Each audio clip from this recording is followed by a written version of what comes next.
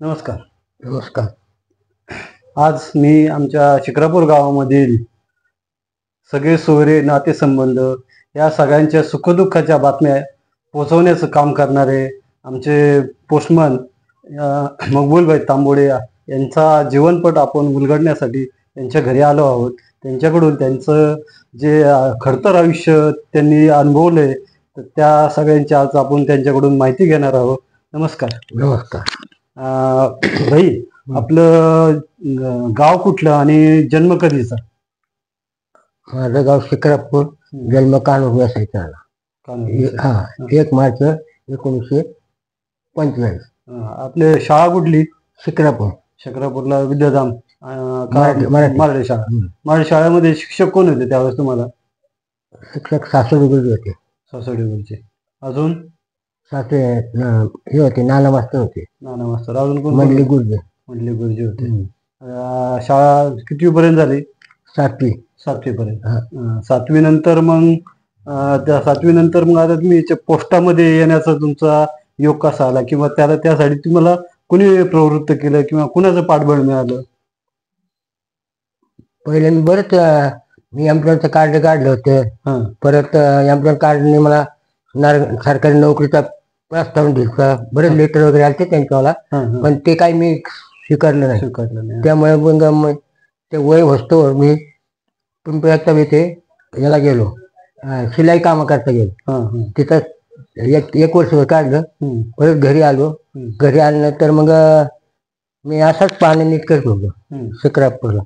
आणि घरी आल्यानंतर नाना मास्तर घरी आले रविवारी. आल्यानंतर त्यांनी काय केलंय की मला आमच्याकडे सांगितलं की उद्या सकाळी ह्यांना पोस्टात काम लावायचं, पाठवून द्या.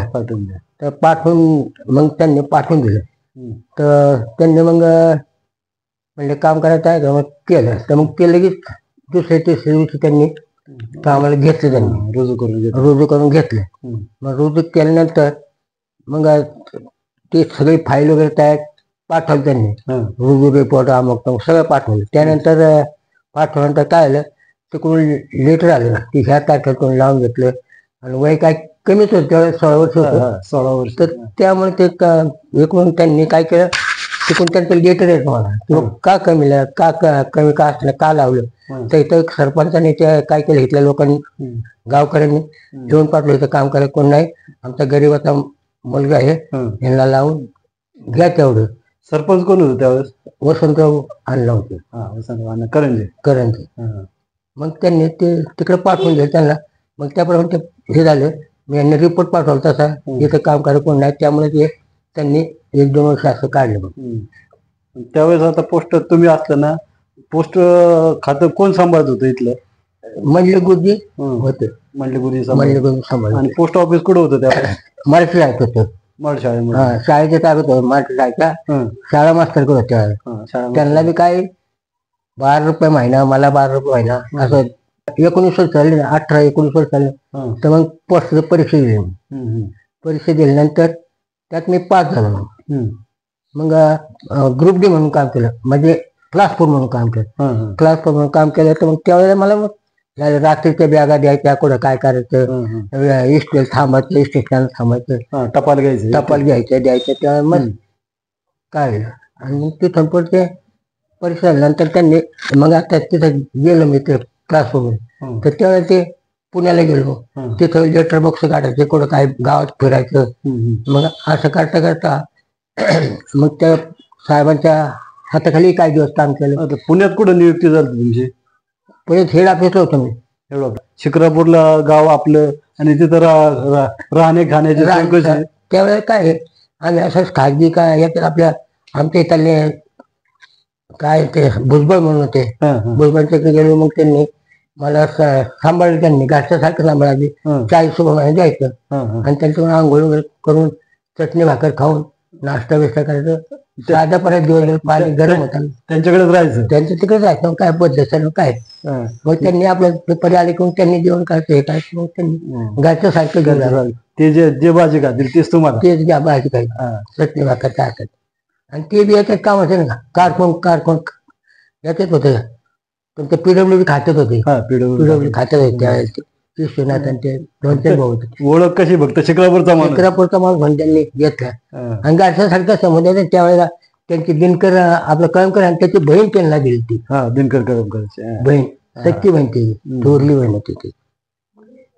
मग आता येरवड्यात मग पोस्ट जनरल पोस्टात नंतर मग बदली झाली असेल गावात? मग बदली आली. मग तिथं सिटीत बरेच ठिकाणी गेलो मी. मग ग्रामीण भागात आलो. त्यावेळी एक डिव्हिजन होतं समोर. मग ग्रामीण भाग सुरू झालं. म्हणजे ग्रामीण भाग सेपरेट झाले. ग्रामीण भाग झाला, पुन्हा वेगळं झालं असं आहे. मग ग्रामीण भाग आलो. नंतर पहिल्या सुरुवात चिटणीस म्हणून होते. चिटणीस सिनियर सुप्रिटेंडंट आमच्या ग्रामीण भागातले चिटणीस. त्यावेळी त्यांनी मला घेतलं. त्यांनी आपल्या त्यांच्या याच्यात. मग ग्रामीण भागानंतर त्यांनी पहिला मग मला इकडे पाठवलं. कुठं? शिरूरलाच पाठवलं. शिरूरला पाठवलं. मग तिथं क्लास होतच काम केलं. आणि मग 1980 साली मी पोस्टमन परीक्षा आलो. पोस्टमन परीक्षा आल्यानंतर पोस्टमनची परीक्षा पास झालो. मग त्यावेळेला त्यांनी पहिलं मला खेडला पाठवलं. राजगुरूला. मग तिथे काही दिवस काम केलं. त्यावेळेला तिथून काम केलं. तिथे 10-12 वाडे होते त्यावेळेला. सातकरवाडी वगैरे असे 10-12 वाडे होते. तिथे काम केलं. राहायला तिथं तुमचं स्थळ आहे कोणतं? सातकर स्थळ नाही ते हे कोणता रोड? तिन्हीवाडी रोड. तिन्हीवाडी रोडला राहायला होतो मी. सांडभोर ते तिन्हीवाडी रोड. त्यावेळेस त्यांना काय 10-12 रुपये महिने द्यायचं, 15 रुपये महिने द्यायचे. सगळं पगार किती होता? पगार किती होता त्याला? 200 रुपये पगार असेल. 60 रुपये, 70 रुपये पगार, 70 रुपये महागाई, 20 रुपये घरवाढून, 20 रुपये सिटी, असं काहीतरी होतं त्याला. 160 2 रुपये होतात. 200 रुपये. हा मग काय तिथं काय मग पोस्टमन पैसे आल्यानंतर मग त्यांनी पोस्टमनचे पैसे आल्यानंतर मग याला आलो. त्यांनी सुरुवातीला शिरूर दिलं. मग शिरूरला काम केलं. मग तिथे मस्त वाजता काम बी भरपूर होतं. त्या माणसं कमी होती पण काम भरपूर होतं. असं बॅगा येत होत्या त्यावेळेस. म्हणजे पत्रानेच एकमेकांना माणसं जोडलेली होती. त्यामुळे काम पण भरपूर होतं. काम बी भरपूर होतं. काम भरपूर असं लोकल सहकार्य करायचं त्यावेळेला. आपण नेर बाबा न्यायची ती असं करायचं. त्याच्याबद्दल काही वाद नव्हता. लोक त्यावेळेला आम्हाला मानित होते. चहा पाणी वगैरे द्यायचे ते आपण म्हणजे खुशीने घ्यायचे. त्यांच्याकडून काही मागत नव्हतं आपण, पण ते द्यायचे. आणि हा सगळा प्रवास कशावर व्हायचा? सायकल कधी पायी? सायकल कधी पायी. आता तुम्ही जास्तीत जास्त काळ ज्या तळेगाव मध्ये हे केलं तर तळेगाव मध्ये किती साली आली? तळेगाव 82 साली आली. मग त्यावेळेला तिथं पोस्ट ऑफिस कुठं होतं? पोस्ट ऑफिस आमचे रामाच्या देवा शेजारी होते. राम मंदिरच्या शेजारी पोस्ट ऑफिस होतं. पोस्ट ऑफिस एकदम पद्धतशीर होतं, चांगलं होतं सगळे. आणि तिथं बी बाजारपेठ वगैरे चांगली जोरात होती. तिथं आता पोस्ट ऑफिस होतं ते म्हणजे बऱ्याच गावांचं मिळून मोठं पोस्ट ऑफिस होतं. मोठं पोस्ट ऑफिस. आणि शिक्रापूरला त्या मनाने छोटं होतं. आणि तिथं कसं होतं की एकच माणूस काम करतात. त्यावेळेस एकच माणूस काम. शिक्रापूर, आपल्या तळेगाव, माळेमाळ असे 10-12 गाव एकाच माणसाने काही त्यावेळेस. मग गाव आणि परिसरातली वस्ती असते. वस्ती असते. मग बरोबर ते काय सांगायचं. सातका हे होतं तुमचं कोल्हेमाळा, अमुक तमुक सगळंच होतं ना. भरपूर ते खाल्ले लोकांना आपण भरपूर सोय केलं.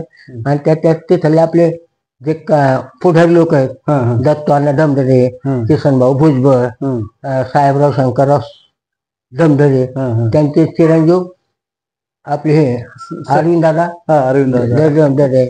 आणि त्यांचा अरविंदाचा मुलगा नाव काय त्याचं? महेश.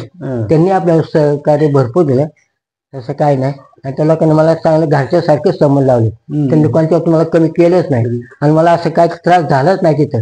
मी घरच्यासारखे दिवस काढले. घरसारखे त्यांच्यासारखं बोललो चाललो पद्धतशीर. म्हणजे काय आपल्याला कोणी त्रास असा दिला नाही. काही नाही दिला. लईच यांनी अभिमानाने काम केलं. आणि बरं आता पत्र वाटायला गेल्यानंतर आता एखाद्या वस्ती किंवा याच्यावर गेल्यानंतर सायकलीवरचा प्रवास. सायकलीवर गेल्यानंतर सगळी लोक येत असतील ना.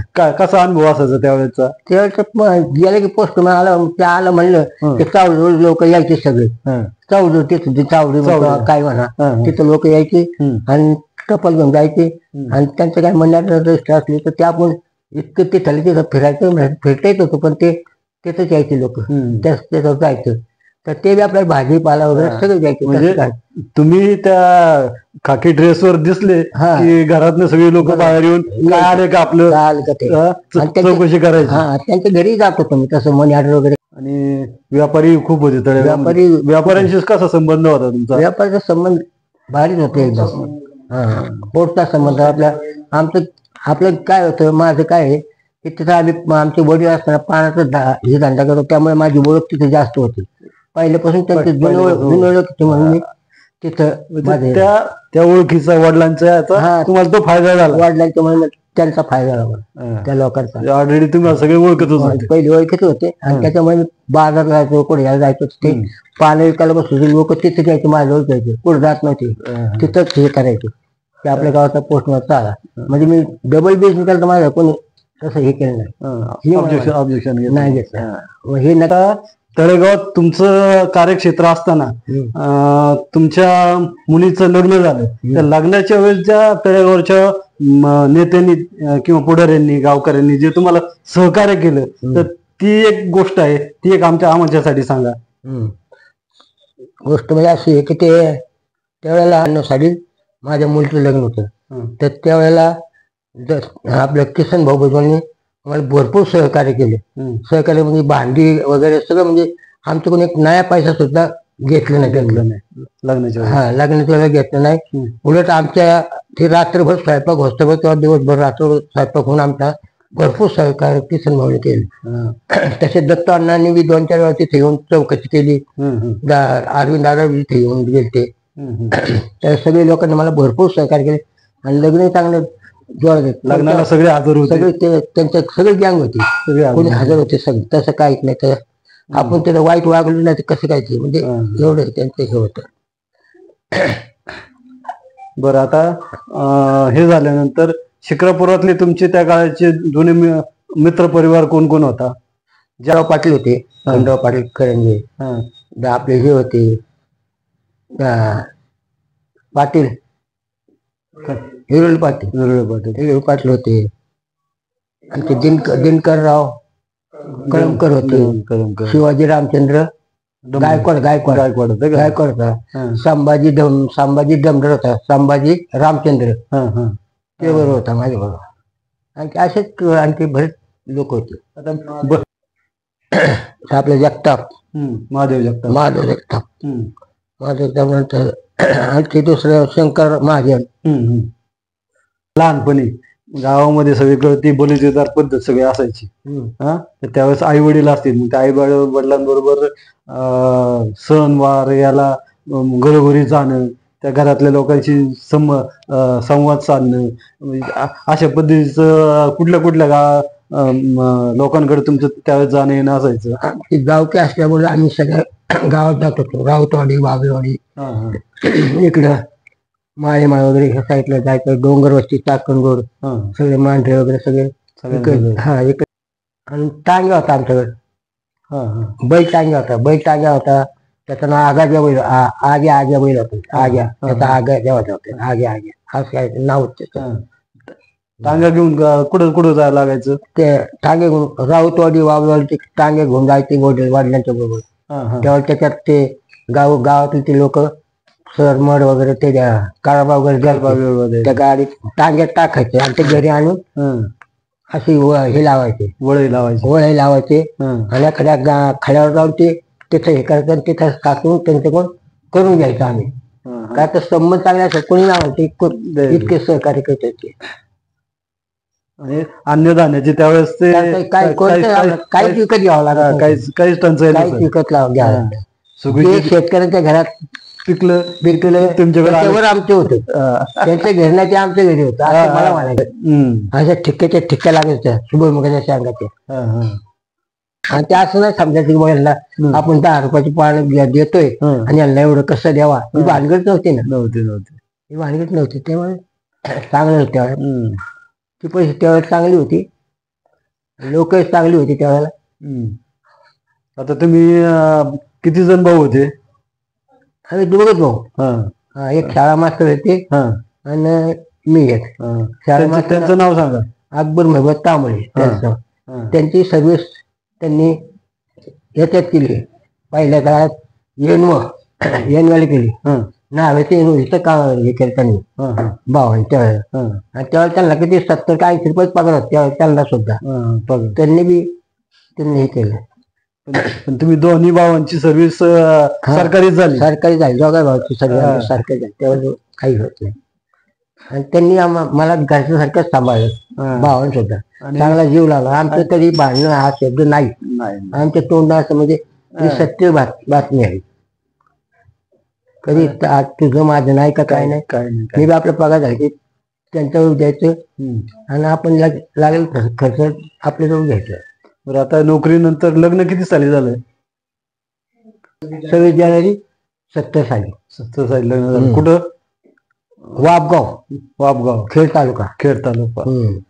त्यावेळेस गेले कसे होते लग्नाला? आम्ही मोठा ट्रक केलता दत्ताना ढोंडरे यांचा ट्रक होता.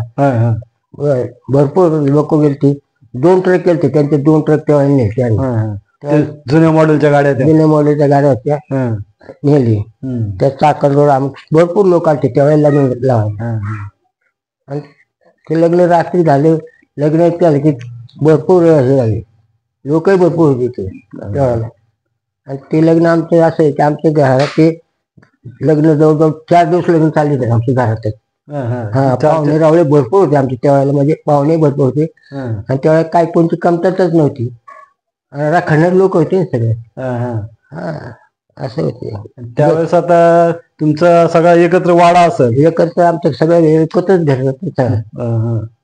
बहिणी वगैरे सगळं होतं. एकत्रपासून वाटणे हा शब्द नव्हता. एकत्रित कुटुंब होतं. आणि अजून पण अजून पण एकत्रच आहे आम्ही असं समजतोय. कारण आमचं ते एक घरच आहे. आम्ही कोणत्या त्यांना कमीत करतच नाही. तिकडे जाणे येणं आमचं दिवसातून 4 वेळा असते त्यांच्या घरी. आणि त्या सगळ्याला सर्व्हिस लावतो. यांनी इकडे काय केलं 2-4 लोक बोलवले हे बाबा इकडलं. आणि मला काय हे करायचंच नव्हतं. आले एकत्र कुटुंब एकत्र हे कशाला काय काय कोणता मला कल्पना नाही की इकडे वाटण्या झाल्यात का काय. मी तळेगावच्या पोस्टातून सर्व घरी आलो. त्याला पाहत होते काय भानगड हे इकडे हे काय. मला वाईट वाटलं मला काय हे आले नसेल. मी काही बोल नाही. त्यांनी त्यांचं ठरवलं आणि आपल्या पद्धती म्हणजे काय करतात झालं की बरं. आणि मग मला असं वाटलं की झाले हे बऱ्या करता होते. आपण असलो आपले वडील होते म्हणून आपल्याला त्यांनी पद्धतशीर हे केलं. म्हणजे आपले पाठवा त्यांनी काही कुठाने ठेवलं नाही. मला पुढचे मला आता मुलं किती? 2 मुली आणि 1 मुलगा. आता मुली दोन्ही मोठ्या? दोन्ही मुली मोठे. आता पहिली मुलगीचं नाव सांगा आणि तिला कुठं दिले? पहिली मुलगी याला दिली आळंदी महातोबाची. आळंदी महातोबाची दिली. आणि तिथे मी सर्व्हिसला होतो. तिथे रात्रीचा मी बॅग आणायला जायला होतो रामोसवाडी.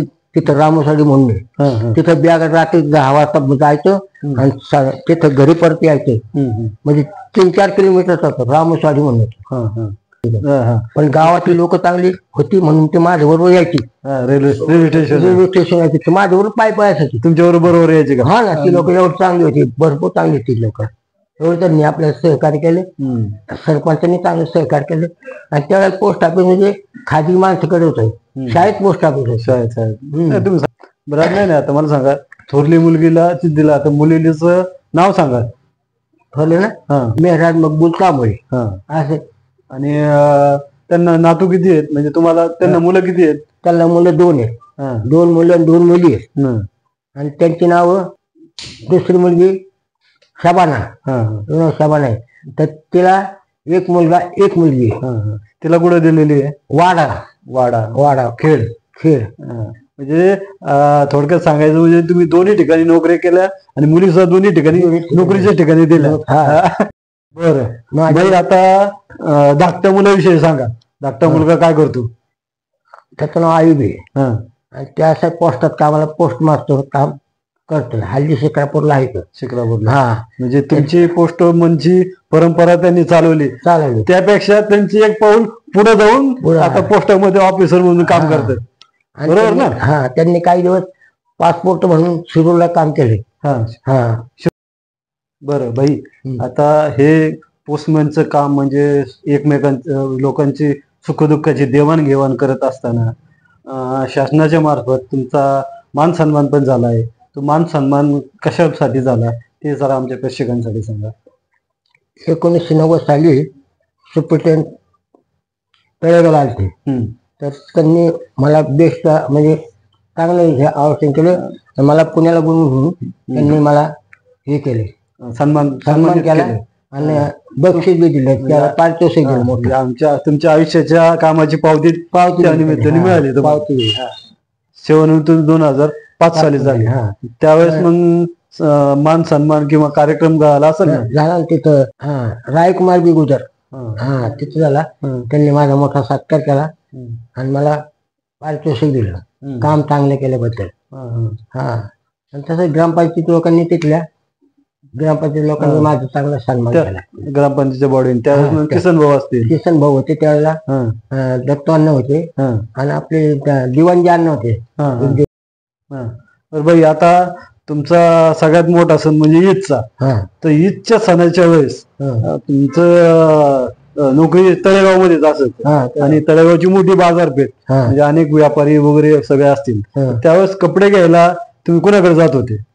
कांतीला शेतकर गेलो की ते आम्हाला कोणत्या पैसेच घ्यायचे नाहीत.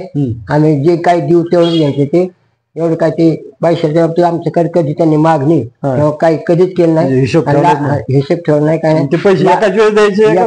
थोडे थोडे करून द्यायचे, थोडे करून द्यायचे. 20-25 करून त्यांनी आमच्याकडे कधी माणूस पाठवला टाकायला काय नाही कधीच नाही. आणि दुसरी गोष्ट त्यांनी आणि आपले बस्ता आमच्या बहिणीचा वगैरे बस्ता बांधते भरपूर सहकार्य केले आणि पैसे मागितले नाहीत. आणि कोणते कपडे चांगले. हे कांतीलाल शेठ नंतर त्यांचा मुलगा परंपरा चालू ठेवली.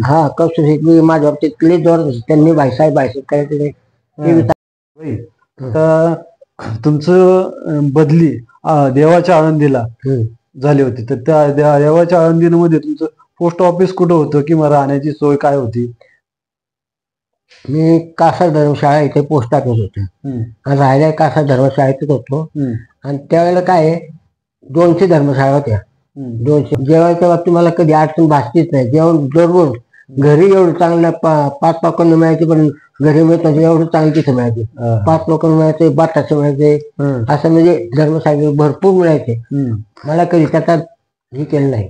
किती वर्ष काढली? 4 वर्ष काढली. 4 वर्ष काढली. पण मला तर बाई, आता पूर्वीच्या काळी, आता गाव छोट असतानाची गोष्ट सांगतोय मी तुम्हाला, की त्यावेळेस तुमचा पानाचा धंदा असायचा.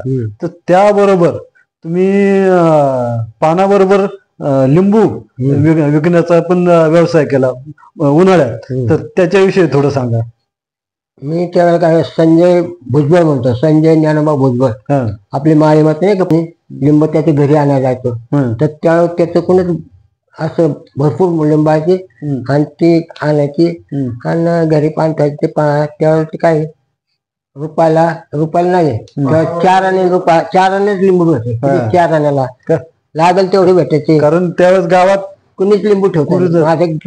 एकमेव ठिकाणी लिंबू मिळायचं तुमच्याकडे शिक्रापूर पंचक्रोशीत. बाग आणि पानं मिळायची. पानं मिळायचं. सोय भावा म्हणून पानचे होते पाहिजे. कारण तुमची जुन्या गावातल्या लोकांची ती ओळख आहे की मग गुलबाईंकडे गेलं की पान आणि लिंबू दोन्ही कधी जा रात्रीचं ते मिळणार. हे तुमची खासियत होती. बरोबर. बर. आता भाई, पूर्वीच्या काळी सगळा ग्रामीण भाग असायचा. ग्रामीण भाग असल्यामुळं शिक्षणाचा अभाव, ह्या सगळ्या गोष्टी असायच्या. तुम्ही तुमचा खाकी ड्रेस घालून पत्र घेऊन एखाद्या वस्तीवर गेल्यानंतर नुसतं पत्र देऊन तुम्हाला भागत नसायचं.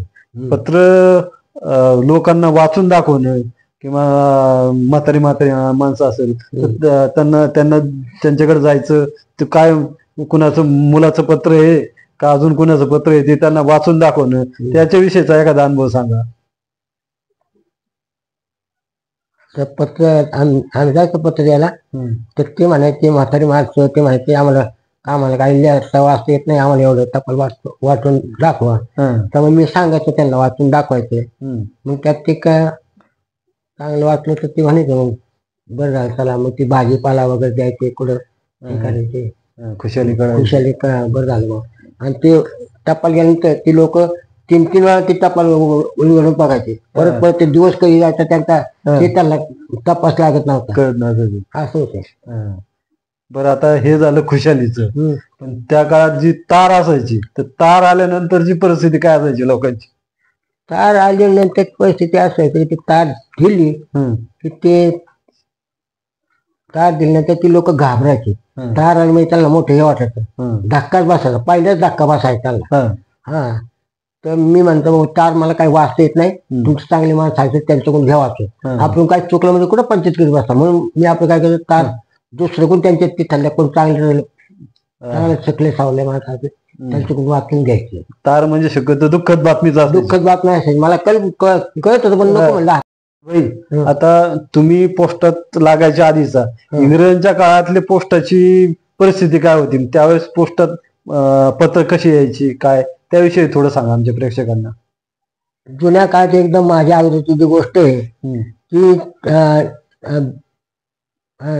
घोड्या टपाल यायचं आणि ते इथं टपालाचा टपालाचा आड होता पूर्वी, त्या टपाला तिथं थांबायचे आणि मग तळेगावला ते तिथून हे व्हायचे, तळेगाव टपाल जायचे ते.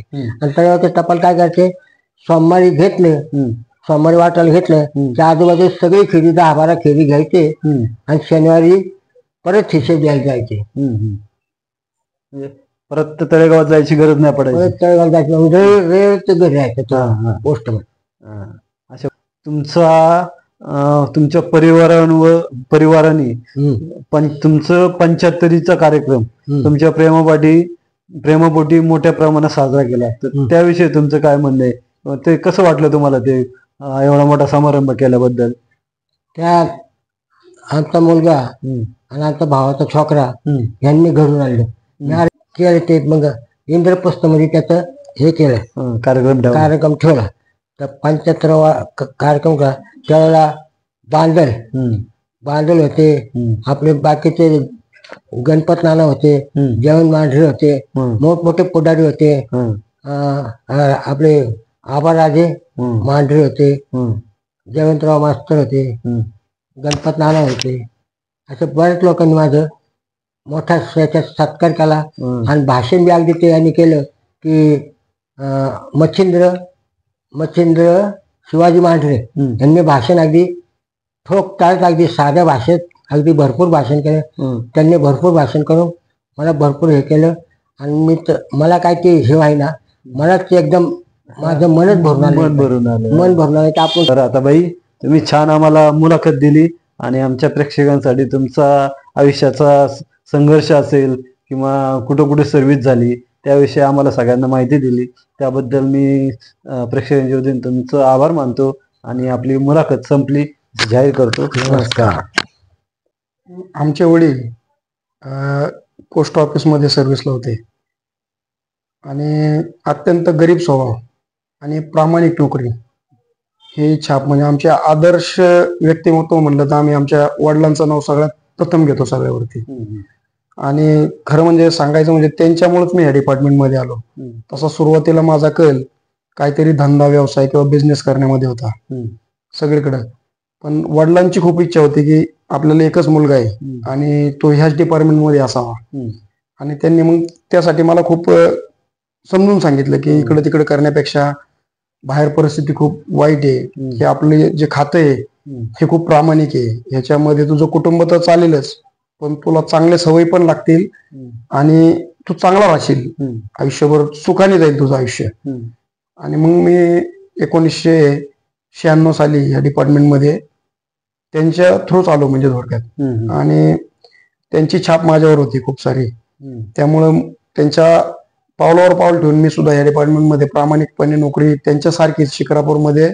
आणि विशेष योगायोग म्हणजे आमचे वडील 1/8/1964 पोस्टात लागले आणि मी सुद्धा 1/8/1996 पोस्ट ऑफिसमध्ये कामाला सुरुवात केली.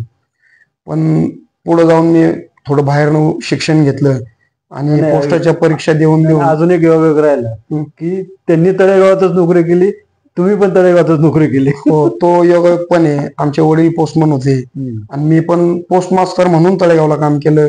हा पण योग आला. त्यांची पण नोकरीची सुरुवात शिक्रापूरमध्ये आणि माझी नोकरीची सुरुवात शिक्रापूरमध्ये झाली. पण त्यांनी काय जे कष्ट घेतले त्याचं फळ मला मिळतंय असं कधी कधी मला वाटतंय.